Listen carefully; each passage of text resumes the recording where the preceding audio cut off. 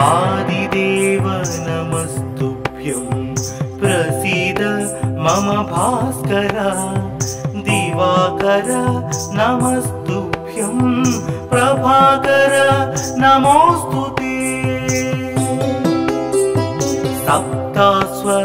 सप्तास्वरथमारूढं प्रचण्डं कश्यपात्मजं श्वेतपद्मधरं देवं तं सूर्यं प्रणमाम्यहम् लोहितं रथमारूढं सर्वलोकपितामहं महापापहरं देवं तं सूर्यं प्रणमाम्यहम् त्रैगुण्यं च महासूरं ब्रह्म विष्णु महेश्वरं महापापहरं देवं तं सूर्यं प्रणमाम्यहम् रुहितं तेजसां पुञ्जं वायुमाकाशमेव च प्रभुं च सर्वलोकानां तं सूर्यं प्रणमाम्यहम् बन्दूकपुष्पसङ्कासं हारकुण्डलभूषितम् एकचक्रधरं देवं तं सूर्यं प्रणमाम्यहम् विश्वेशं विश्वकर्तारं महातेजः प्रदीपनं महापापहरं देवं तं सूर्यं प्रणमाम्यहम् तं सूर्यं जगतां नाथं ज्ञानविज्ञानमोक्षदं महापापहरं देवं तं सूर्यं प्रणमाम्यहम् सूर्याष्टकं पठे नित्यं ग्रहपीडा प्रणाशनम् अपुत्रो लभते पुत्रं दरिद्रो धनवान् भवेत् अमिषं मधुपानं च यः करोति रवेर्धिने सप्तजन्म भवेद्रोगी जन्म कर्म दरिद्रता त्रितैलमधुमांसानि हस्त्यजेस्तुरवेर्धिने न व्याधिशोकदारिद्र्यं सूर्यलोकं स गच्छति आदिदेव नमस्तुभ्यं प्रसीद मम भास्कर दिवाकर नमस्तुभ्यं प्रभाकर नमोस्तुते सप्तास्वरथमारूढं प्रचण्डं कश्यपात्मजं श्वेतपद्मधरं देवं तं सूर्यं प्रणमाम्यहम् लोहितं रथमारूढं सर्वलोकपितामहं महापापहरं देवं तं सूर्यं प्रणमाम्यहम्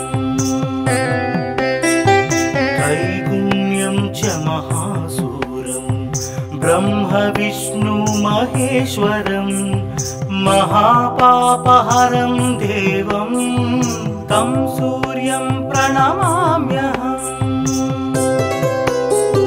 रुहितं तेजसां पुञ्जं वायुमाकाशमेव च प्रभुं च सर्वलोकानां तं सूर्यं प्रणमाम्यहम्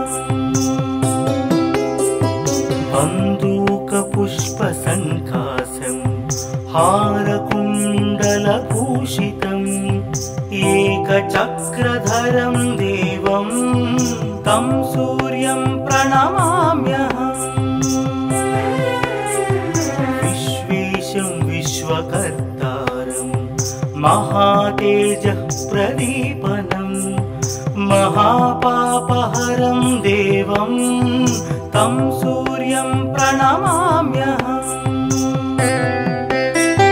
तं सूर्यं जगतां नाथं ज्ञानविज्ञानमोक्षदम् महापापहरं देवं तं सूर्यं प्रणमाम्यहम्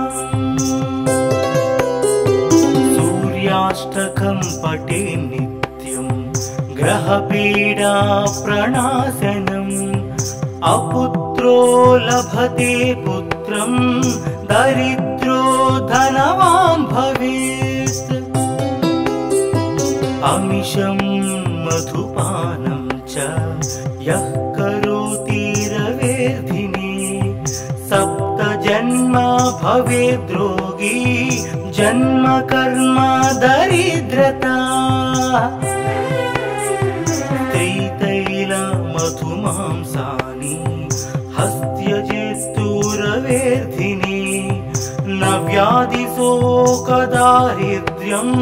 सूर्यलोकं स गच्छति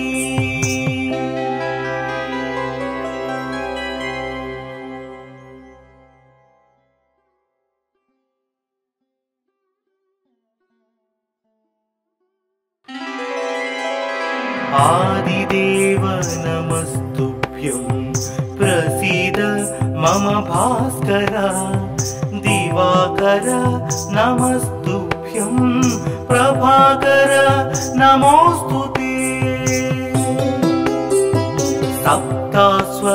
सप्तास्वरथमारूढं प्रचण्डं कश्यपात्मजं श्वेतपद्मधरं देवं तं सूर्यं प्रणमाम्यहम्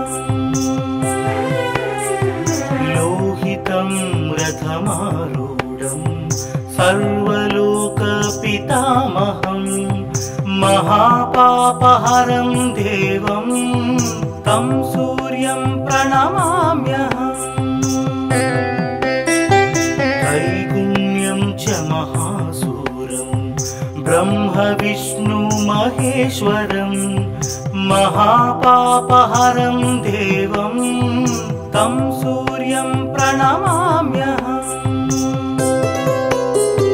रुहितं तेजसां पुञ्जं वायुमाकाशमेव च प्रभुं च सर्वलोकानां तं सूर्यं प्रणमाम्यहम् बन्दूकपुष्पसङ्काशं हारकुण्डलभूषितम् एकचक्रधरं देवं तं सूर्यं प्रणमाम्यहम् विश्वेशं विश्वकर्तारं महातेजः प्रदीपनम् महापापहरं देवं तं सूर्यं प्रणमाम्यहम् तं सूर्यं जगतां नाथं ज्ञानविज्ञानमोक्षदम् महापापहरं देवं तं सूर्यं प्रणमाम्यहम् सूर्याष्टकं पठे नित्यं ग्रहपीडा प्रणाशनम् अपुत्रो लभते पुत्रं दरिद्रो धनवान् भवेत् अमिषं मधुपानं च यः करोति रवेर्धिने सप्त जन्म भवेद्रोगी जन्म कर्म दरिद्रता त्रितैल मधुमांसानि हस्त्यजेस्तु रवेर्धिने न व्याधिशोकदारिद्र्यं सूर्यलोकं स गच्छति आदिदेव नमस्तुभ्यं प्रसीद मम भास्कर दिवाकर नमस्तुभ्यं नमस्तुभ्यं प्रभाकर नमोस्तुते सप्तास्वरथमारूढं प्रचण्डं कश्यपात्मजं श्वेतपद्मधरं देवं तं सूर्यं प्रणमाम्यहम् लोहितं रथमारूढं सर्वलोकपितामहं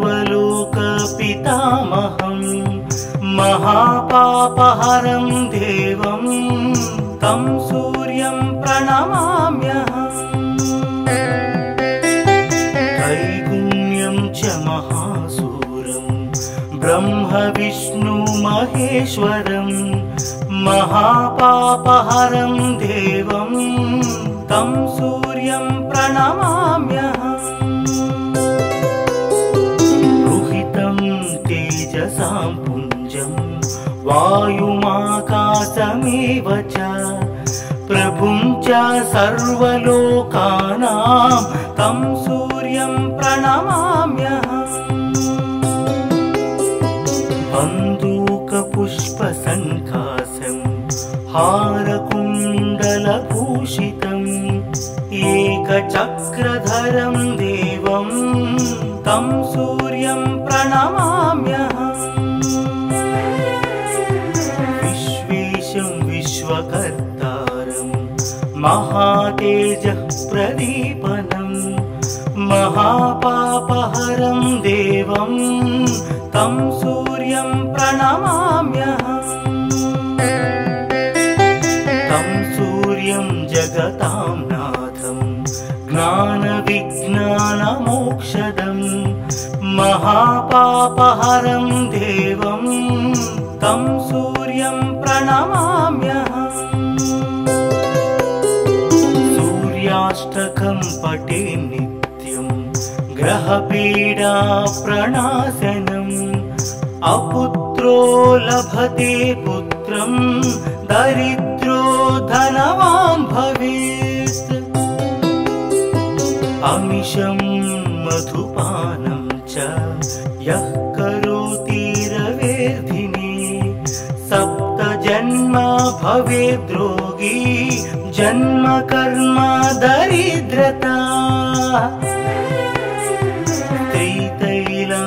त्रितैलमधुमांसानि हस्त्यजेस्तुरवेर्धिने न व्याधिशोकदारिद्र्यं सूर्यलोकं स गच्छति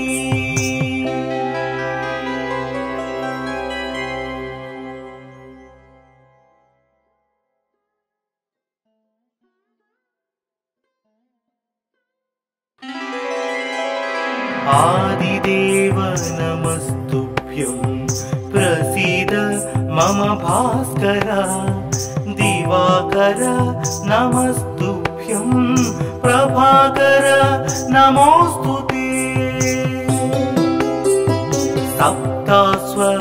सप्तास्वरथमारूढं प्रचण्डं कश्यपात्मजं श्वेतपद्मधरं देवं तं सूर्यं प्रणमाम्यहम्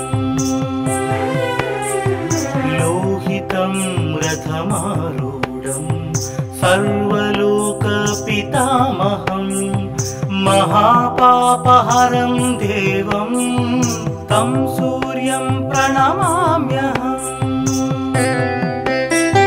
त्रैगुण्यं च महासूरं ब्रह्म विष्णु महेश्वरं महापापहरं देवं तं सूर्यं प्रणमाम्यहम् रुहितं तेजसां पुञ्जं वायुमाकाशमेव च प्रभुं च सर्वलोकानां तं सूर्यं प्रणमाम्यहम् बन्दूकपुष्पसङ्कासं हारकुण्डलभूषितम् एकचक्रधरं देवं तं सूर्यं प्रणमाम्यहम् विश्वेशं विश्वकर्तारं महातेजः प्रदीपनं महापापहरं देवं तं सूर्यं प्रणमाम्यहम् तं सूर्यं जगतां नाथं ज्ञानविज्ञानमोक्षदं महापापहरं देवं तं सूर्यं प्रणमाम्यहम् सूर्याष्टकं पठे नित्यं ग्रहपीडा प्रणाशनम् अपुत्रो लभते पुत्रं दरिद्रो धनवान् भवेत् अमिषं मधुपानं च यः करोति रवेर्धिने सप्तजन्म भवेद्रोगी जन्म कर्म दरिद्रता मधुमांसानि हस्त्यजेस्तुरवेर्धिने न व्याधिशोकदारिद्र्यं सूर्यलोकं स गच्छति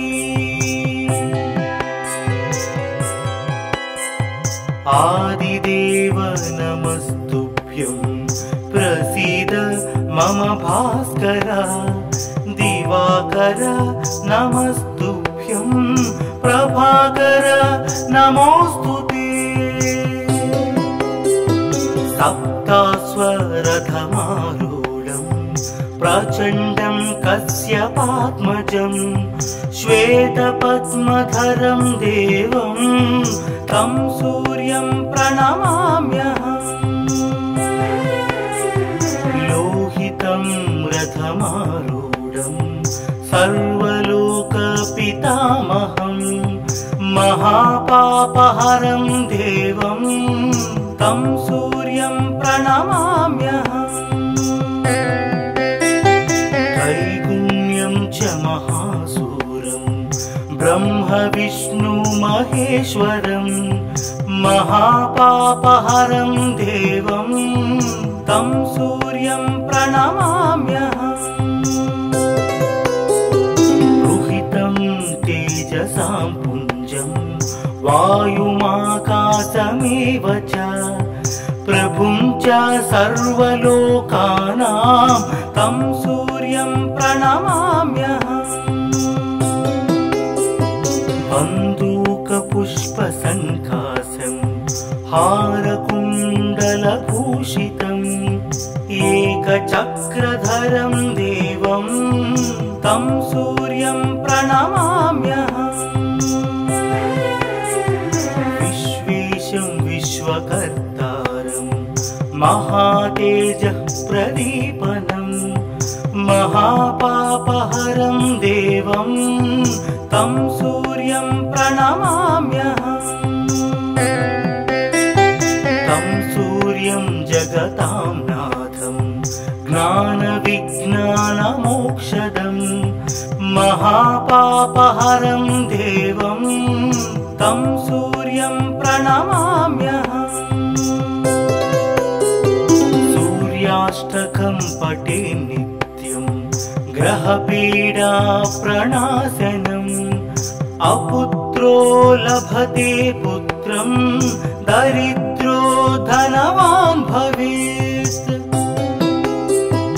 अमिषं मधुपानं च यः करोति रवेर्धिने सप्तजन्म भवेद्रोगी जन्म कर्म दरिद्रता मधुमांसानि हस्त्यजेस्तुरवेर्धिने न व्याधिशोकदारिद्र्यं सूर्यलोकं स गच्छति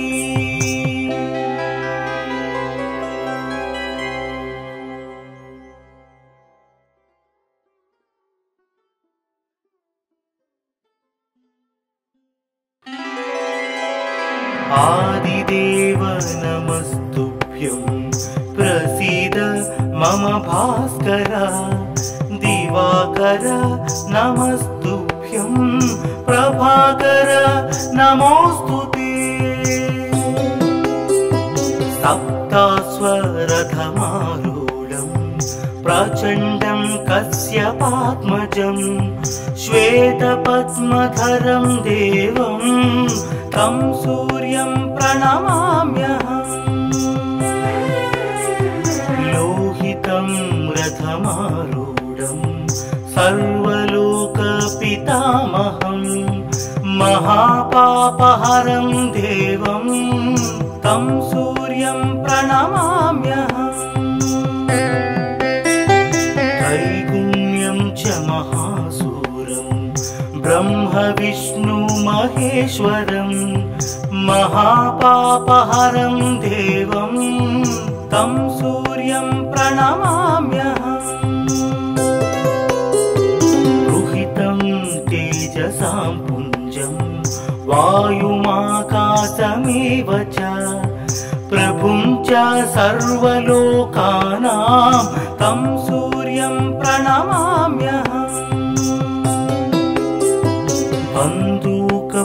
बन्दूकपुष्पसङ्कासं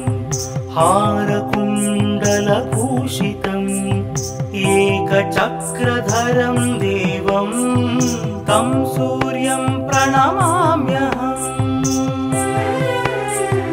विश्वेशं विश्वकर्तारं महातेजः प्रदीपनं महापापहरं देवं तं सूर्यं प्रणमाम्यहम् तं सूर्यं जगतां नाथं ज्ञानविज्ञानमोक्षदं महापापहरं देवं तं सूर्यं प्रणमाम्यहम्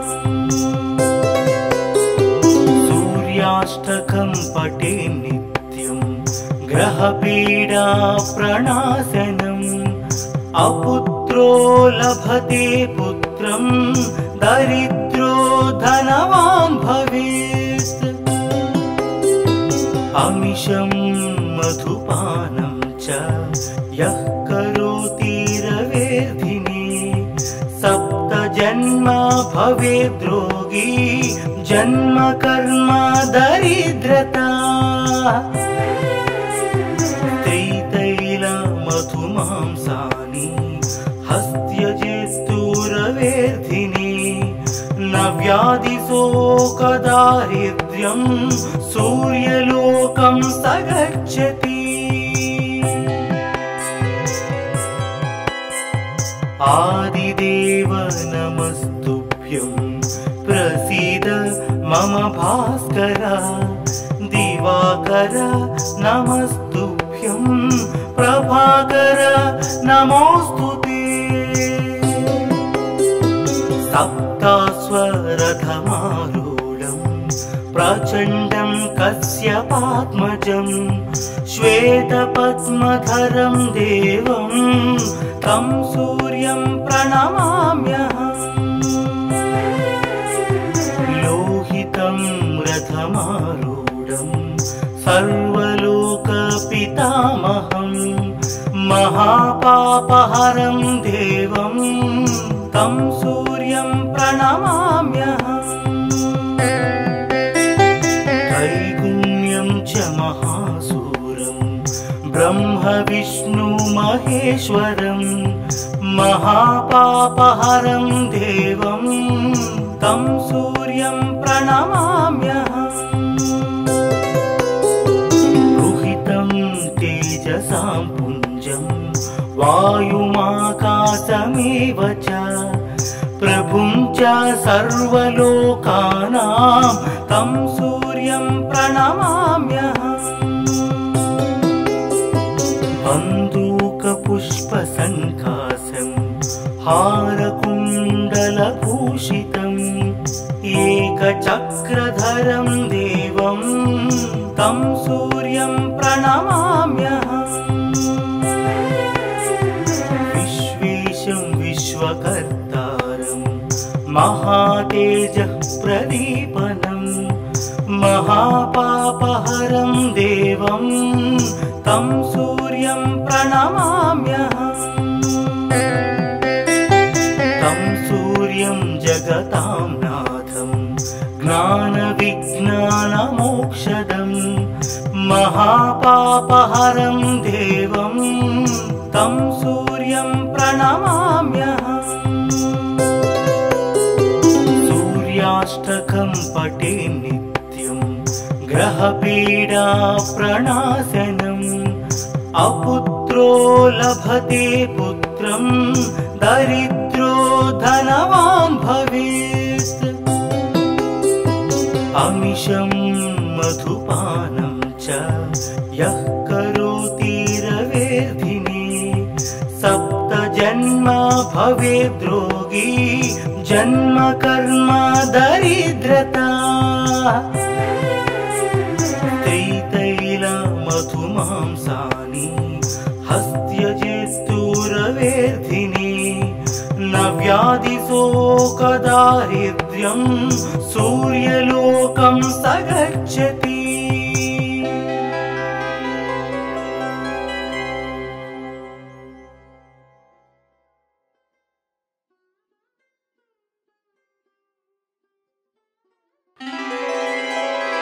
आदिदेव नमस्तुभ्यं प्रसीद मम भास्कर। दिवाकर नमस्तुभ्यं प्रभाकर नमोस्तुते। सप्तास्वरथमारूढं प्रचण्डं कश्यपात्मजं श्वेतपद्मधरं देवं तं सूर्यं प्रणमाम्यहम्। लोहितं रथमारूढं सर्वलोकपितामहं महापापहरं देवं तं सूर्यं प्रणमाम्यहम्।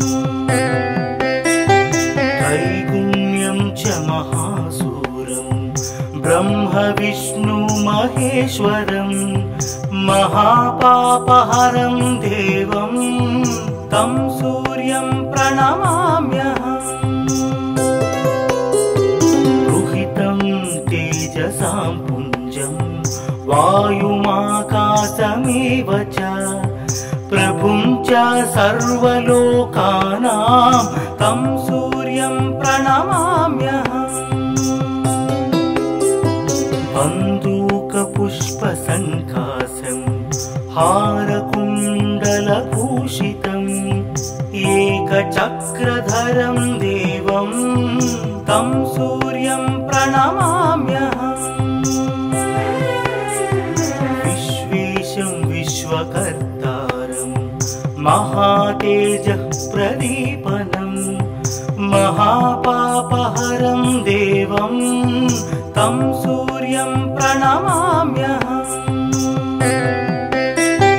तं सूर्यं जगतां नाथं ज्ञानविज्ञानमोक्षदं महापापहरं देवं तं सूर्यं प्रणमाम्यहम्। सूर्याष्टकं पठे नित्यं ग्रहपीडा प्रणाशनम् अपुत्रो लभते पुत्रं दरिद्रो धनवान् भवेत्। अमिषं मधुपानं च यः करोति रवेर्धिने सप्तजन्म भवेद्रोगी जन्म कर्म दरिद्रता। मधुमांसानि हस्त्यजेस्तुरवेर्धिने न व्याधिशोकदारिद्र्यं सूर्यलोकं स गच्छति। आदिदेव नमस्तुभ्यं प्रसीद मम भास्कर। दिवाकर नमस्तुभ्यं प्रभाकर नमोस्तुते। सप्तास्वरथमारूढं प्रचण्डं कश्यपात्मजं श्वेतपद्मधरं देवं तं सूर्यं प्रणमाम्यहम्। लोहितं रथमारूढं सर्वलोकपितामहं महापापहरं देवं तं सूर्यं प्रणमाम्यहम्। त्रैगुण्यं च महासूरं ब्रह्म विष्णु महेश्वरं महापापहरं देवं तं सूर्यं प्रणमाम्यहम्। रुहितं तेजसां पुञ्जं वायुमाकाशमेव च प्रभुं च सर्वलोकानां तं सूर्यं प्रणमाम्यहम्। बन्दूकपुष्पसङ्काशं हारकुण्डलभूषितम् एकचक्रधरं देवं तं सूर्यं प्रणमाम्यहम्। विश्वेशं विश्वकर्तारं महातेजः प्रदीपनं महापापहरं देवं तं सूर्यं प्रणमाम्यहम्। तं सूर्यं जगतां नाथं ज्ञानविज्ञानमोक्षदं महापापहरं देवं तं सूर्यं प्रणमाम्यहम्। सूर्याष्टकं पठे नित्यं ग्रहपीडा प्रणाशनम् अपुत्रो लभते पुत्रं दरिद्रो धनवान् भवेत्। अमिषं मधुपानं च यः करोति रवेर्धिने सप्तजन्म भवेद्रोगी जन्म कर्म दरिद्रता। त्रितैलमधुमांसानि हस्त्यजेस्तुरवेर्धिने न व्याधिशोकदारिद्र्यं सूर्यलोकं स गच्छति।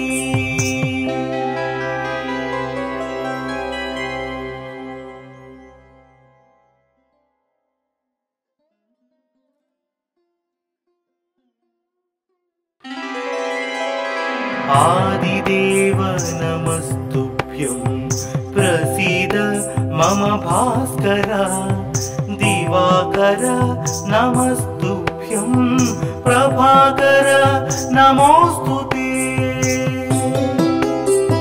सप्ताश्वरथमारूढं प्रचण्डं कश्यपात्मजं श्वेतपद्मधरं देवं तं सूर्यं प्रणमाम्यहम्। लोहितं रथमारूढं सर्वलोकपितामहं महापापहरं देवं तं सूर्यं प्रणमाम्यहम्। त्रैगुण्यं च महासूरं ब्रह्म विष्णु महेश्वरं महापापहरं देवं तं सूर्यं प्रणमाम्यहम्। रुहितं तेजसां पुञ्जं वायुमाकाशमेव च प्रभुं च सर्वलोकानां तं सूर्यं प्रणमाम्यहम्। बन्दूकपुष्पसङ्काशं हारकुण्डलभूषितम् एकचक्रधरं देवं तं सूर्यं प्रणमाम्यहम्।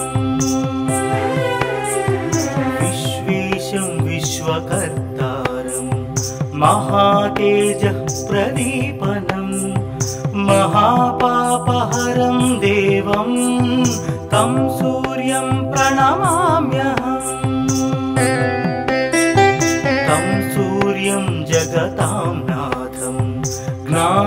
ज्ञानविज्ञानमोक्षदम् महापापहरं देवं तं सूर्यं प्रणमाम्यहम्। सूर्याष्टकं पठे नित्यं ग्रहपीडा प्रणाशनम् अपुत्रो लभते पुत्रं दरिद्रो धनवान् भवेत्।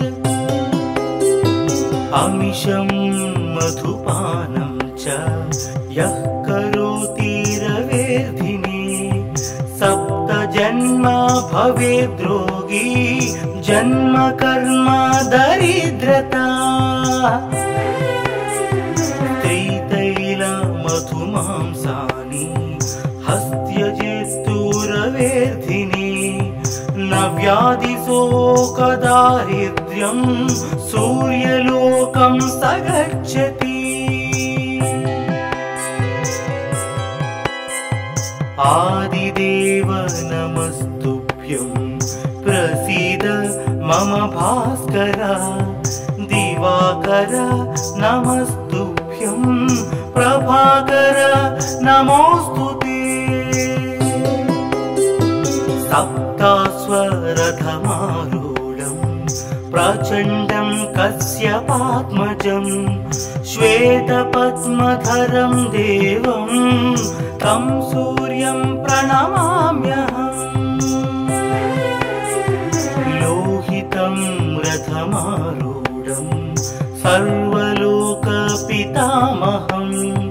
महापापहरं देवं तं सूर्यं प्रणमाम्यहम्।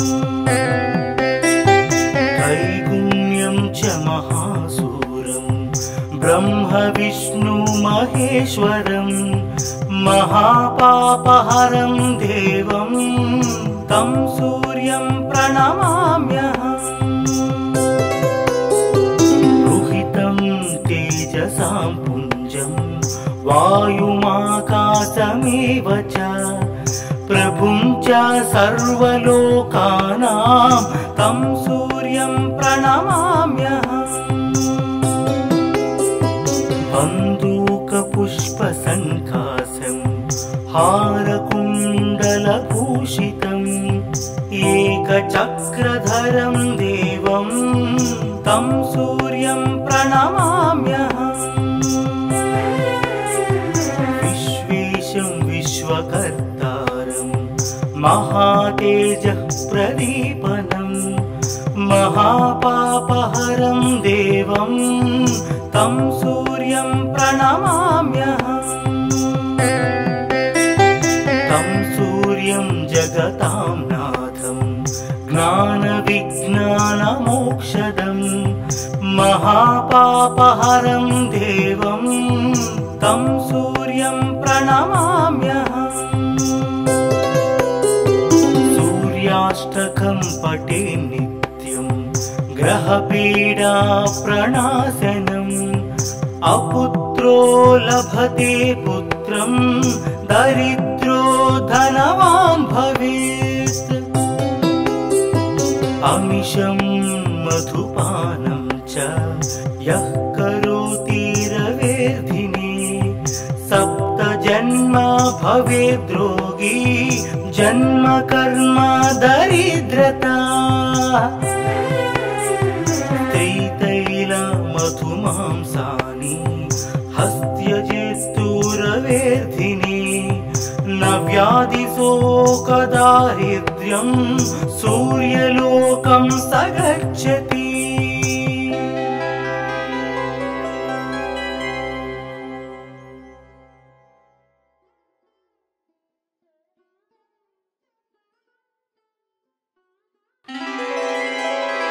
आदिदेव नमस्तुभ्यं प्रसीद मम भास्कर। दिवाकर नमस्तुभ्यं प्रभाकर नमोस्तुते। सप्तास्वरथमारूढं प्रचण्डं कश्यपात्मजं श्वेतपद्मधरं देवं तं सूर्यं प्रणमाम्यहम्।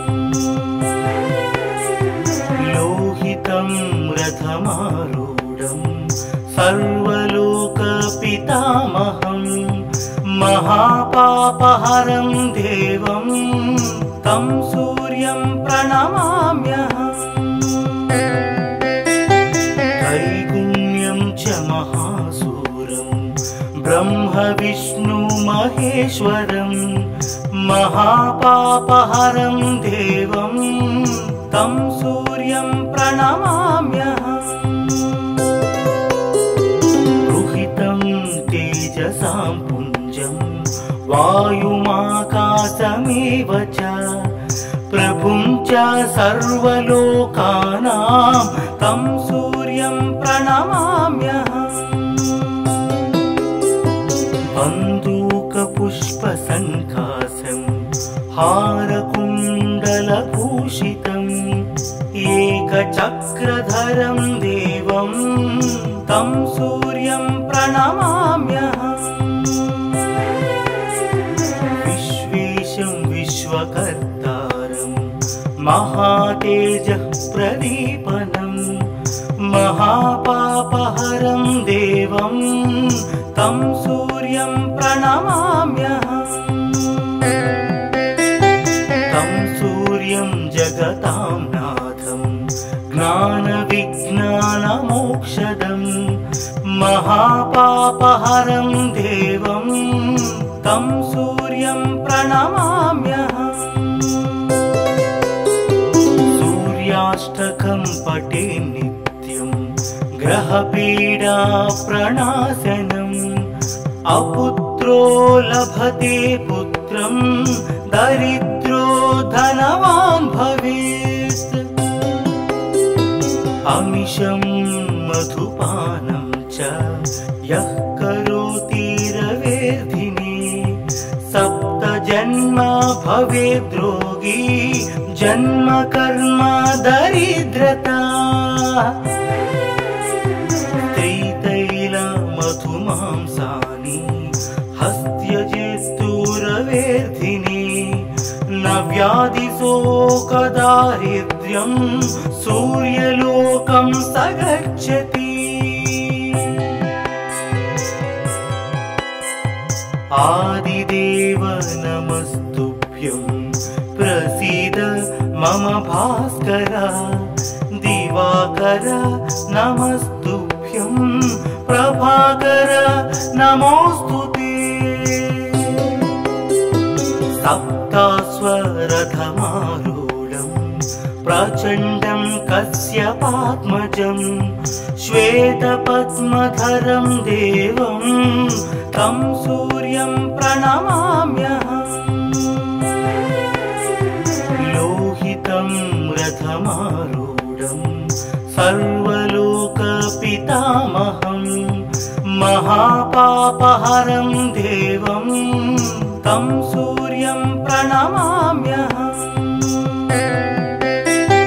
त्रैगुण्यं च महासूरं ब्रह्म विष्णु महेश्वरं महापापहरं देवं तं सूर्यं प्रणमाम्यहम् रुहितं तेजसां पुञ्जं वायुमाकाशमेव च प्रभुं च सर्वलोकानां तं सूर्यं प्रणमाम्यहम् बन्दूकपुष्पसङ्कासं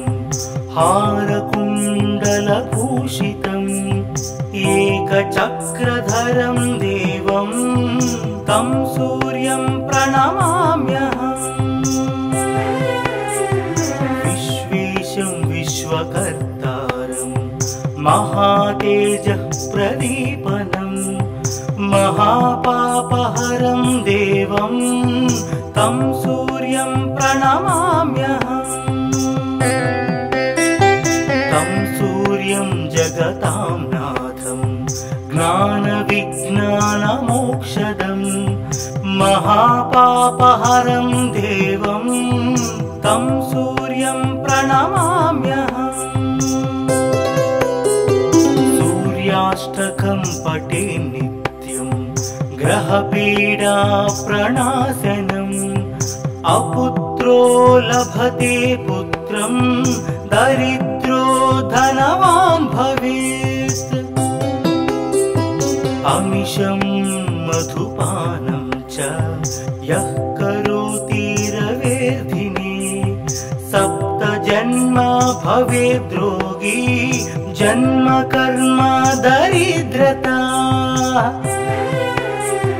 त्रितैल मधुमांसानि हस्त्यजेस्तु रवेर्धिने, न व्याधिशोकदारिद्र्यं सूर्यलोकं स गच्छति।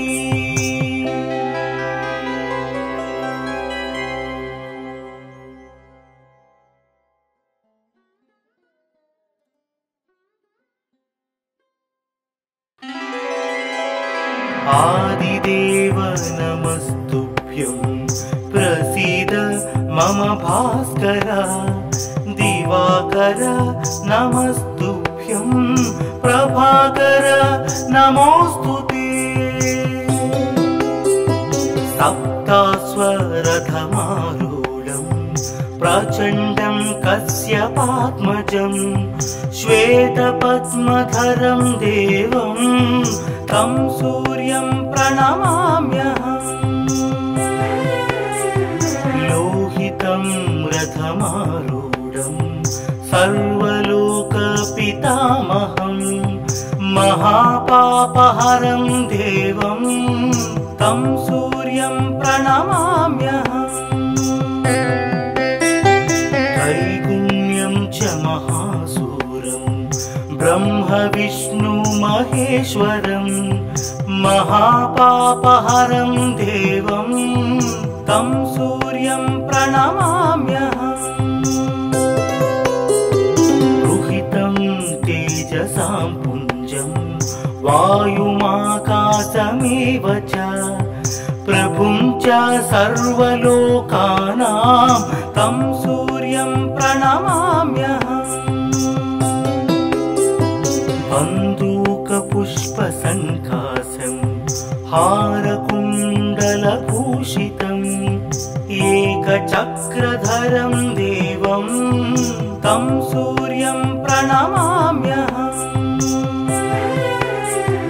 विश्वेशं विश्वकर्तारं महातेजः प्रदीपनं, महापापहरं देवं तं सूर्यं प्रणमाम्यहम्।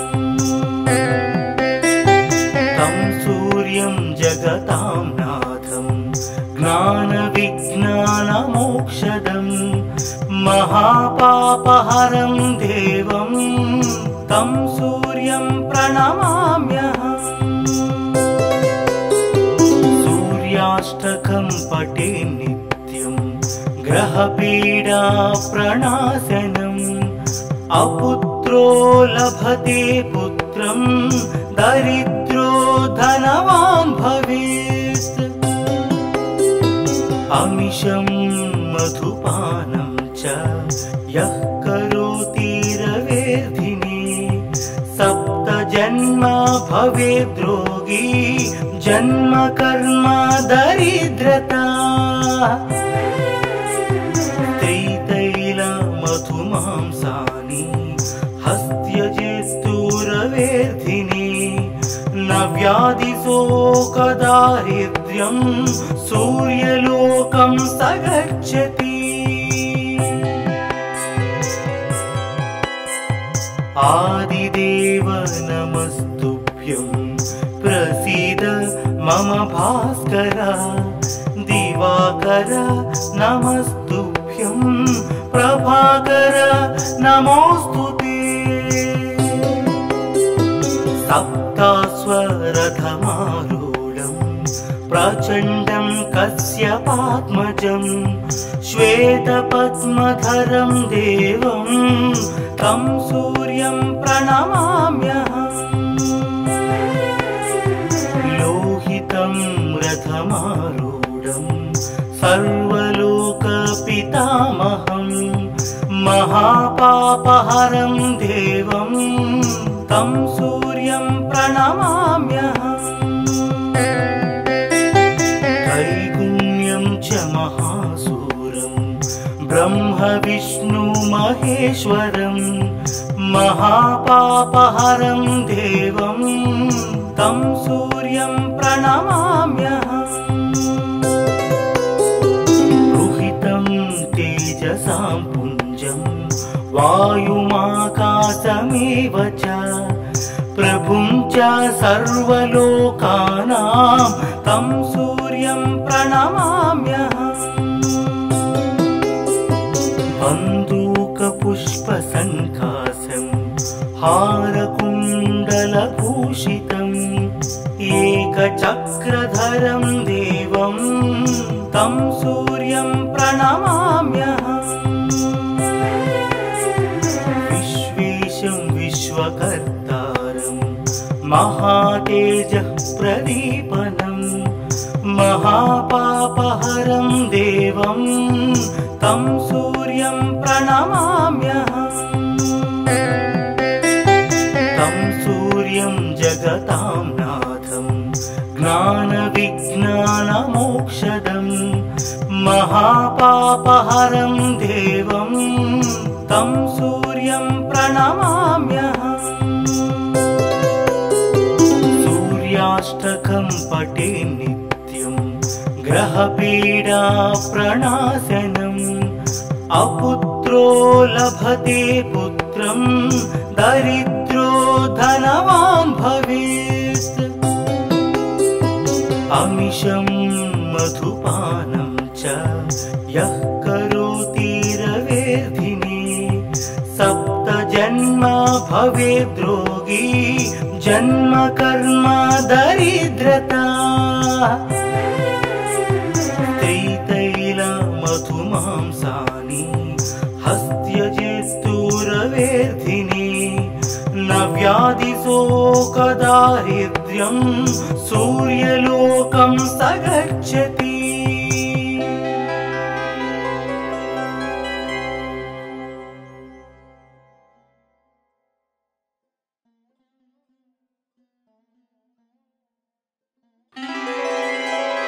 आदिदेव नमस्तुभ्यं प्रसीद मम भास्कर दिवाकर नमस्तुभ्यं प्रभाकर नमोस्तुते। सप्तास्वरथमारूढं प्रचण्डं कश्यपात्मजं श्वेतपद्मधरं देवं तं सूर्यं प्रणमाम्यहम्।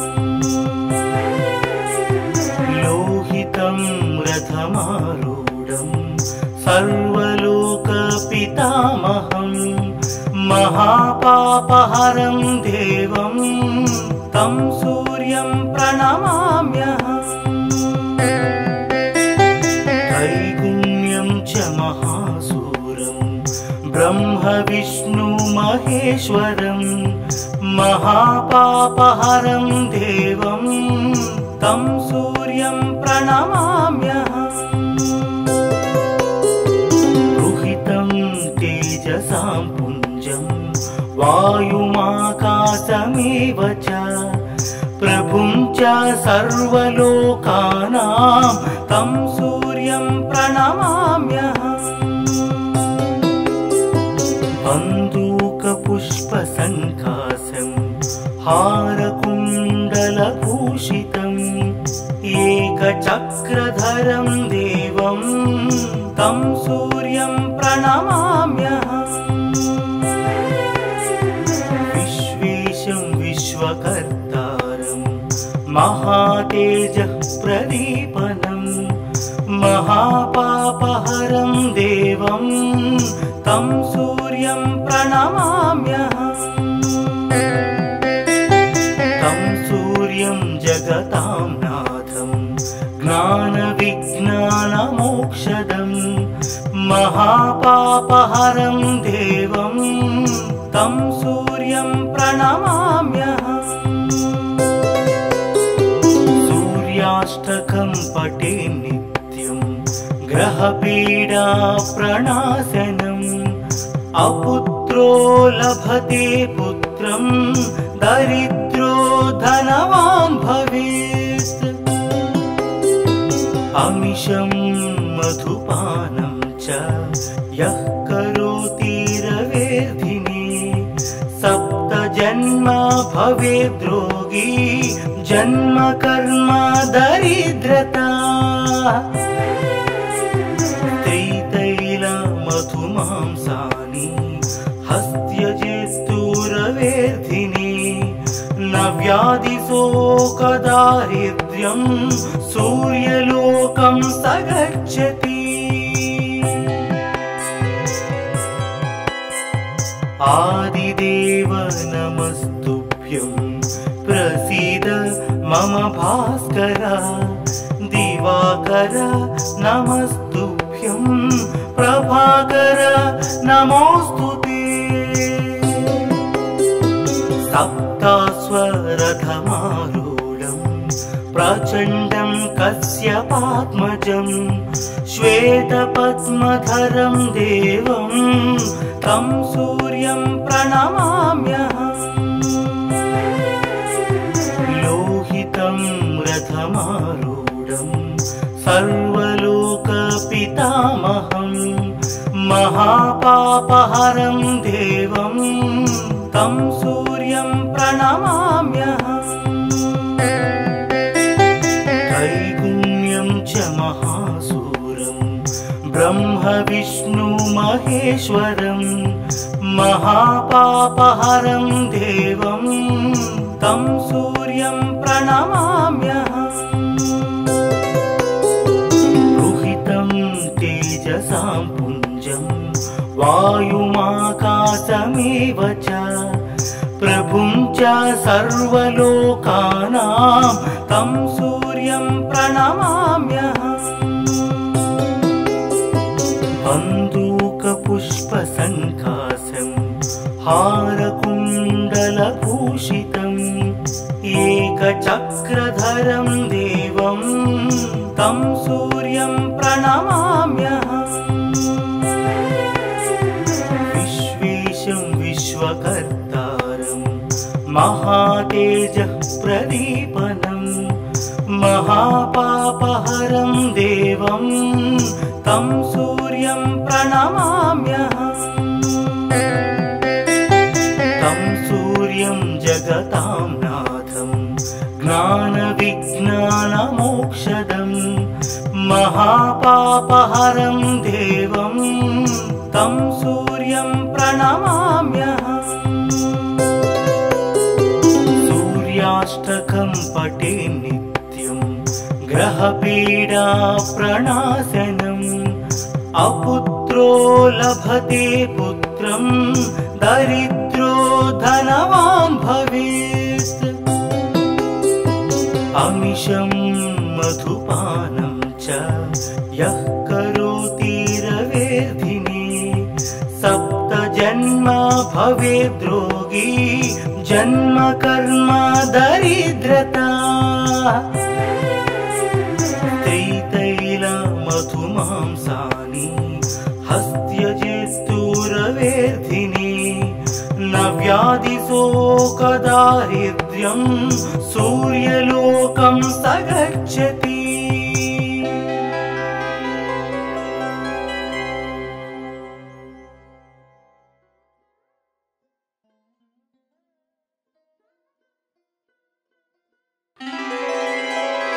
आदिदेव नमस्तुभ्यं प्रसीद मम भास्कर दिवाकर नमस्तुभ्यं प्रभाकर नमोस्तुते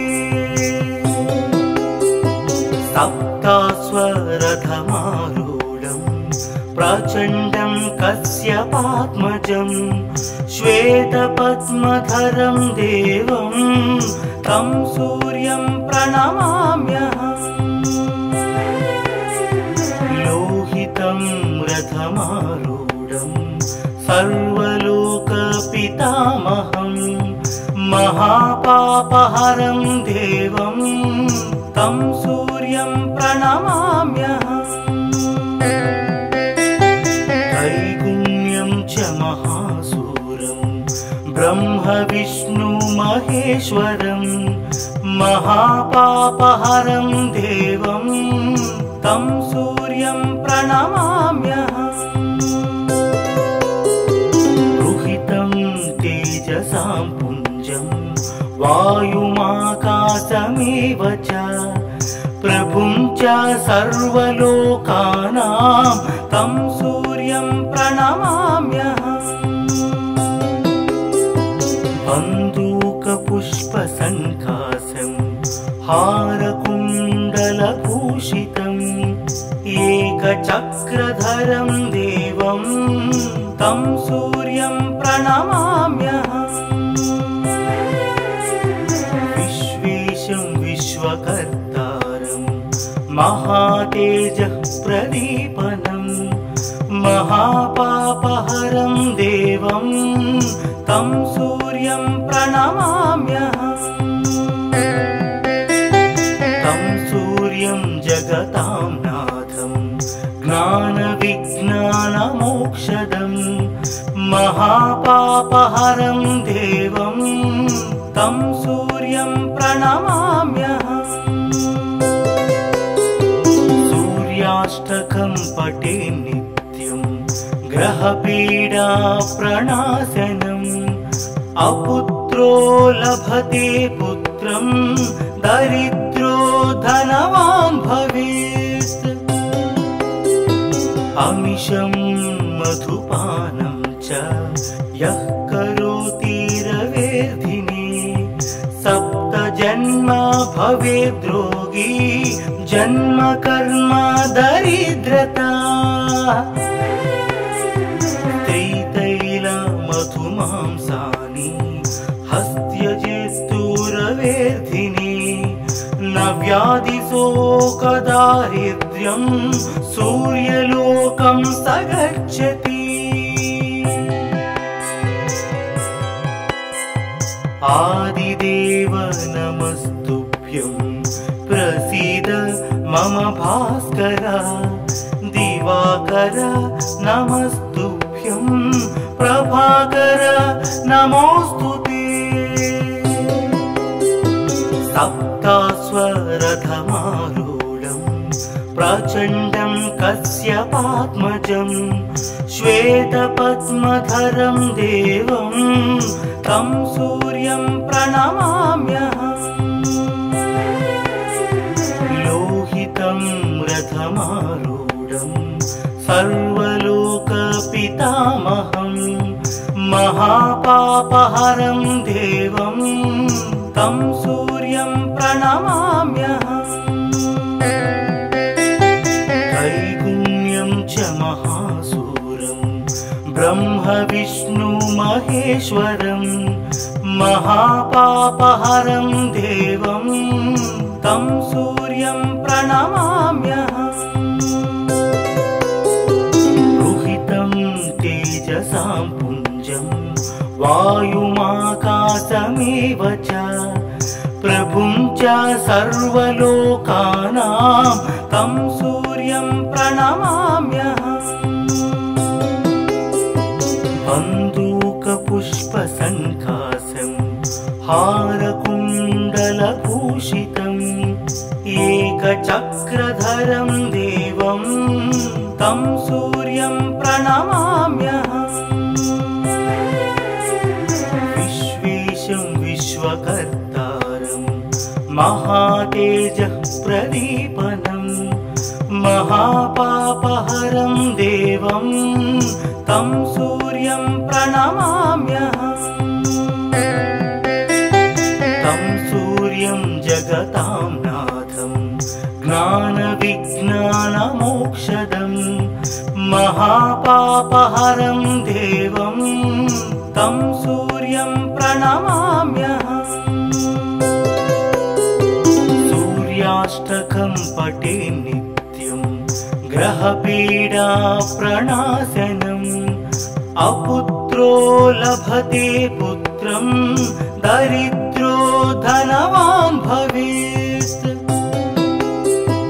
अमिषं मधुपानं च यः करोति रवेर्धिने सप्तजन्म भवेद्रोगी जन्म कर्म दरिद्रता स्त्रीतैल मधुमांसानि हस्त्यजित्तुरवेर्धिनि न व्याधिशोकदारिद्र्यं सूर्यलोकं स गच्छति।